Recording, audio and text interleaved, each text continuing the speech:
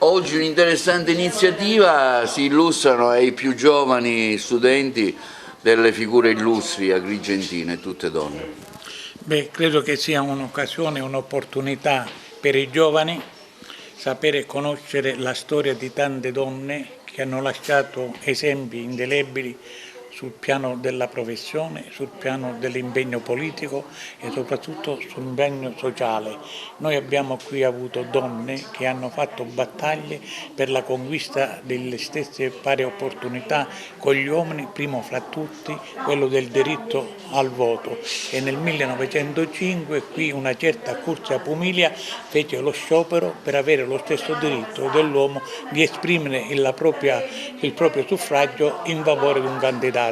E poi ci sono tante altre donne che hanno fatto veramente tanto per questa terra, soprattutto per dare pari opportunità alla famiglia e anche al piano economico e sociale. Quindi questa iniziativa di mattina è ben voluta anche dalla scuola e ringrazio la dirigente scolastica, la professoressa Pilato, e anche la presidente dell'ANDA, Associazione Nazionale Donne Elettrici, per questa opportunità di far conoscere il cammino di queste donne molto geniali, molto creative e soprattutto sociali. Un interessante convegno questa mattina che parla del mondo delle donne. Sì, io devo davvero sinceramente ringraziare l'ANDE presieduta dalla dottoressa De Paoli e il dottor Cilona, autore del testo che questa mattina presentiamo ai nostri ragazzi, perché di fatto è un'iniziativa assolutamente formativa per ragazze e ragazzi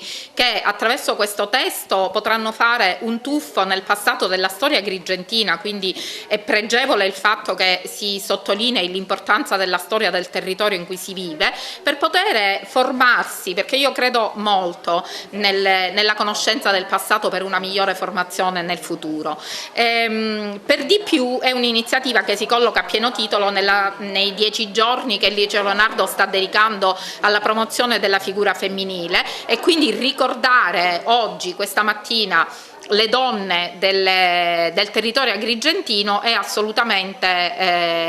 entra a pieno titolo, diciamo, nelle celebrazioni di questa settimana. Devo dire anche che è stato molto interessante scorrere i nomi delle donne, perché di fatto,